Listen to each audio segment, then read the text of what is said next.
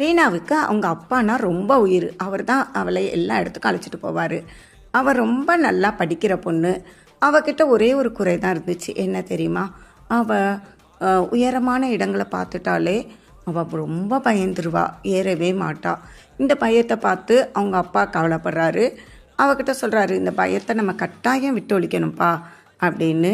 அவளும் ஓகே சொல்கிறா. அடுத்த நாள் என்ன பண்ணுறாரு, ஒரு பெரிய மலை கோயிலுக்கு அழைச்சிட்டு போகிறாரு.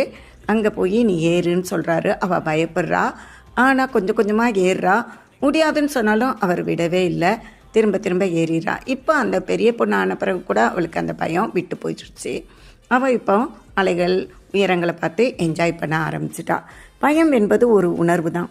நாம் ஒரு செயலை செய்யாத வரை தான் அந்த பயம் இருக்கும். துணிந்து செய்ய ஆரம்பித்து விட்டால் பயம் நிச்சயமாக நம்மை விட்டு தூர ஓடிவிடும். துணிந்து செயல்படுவோம், வெற்றி நிச்சயம்.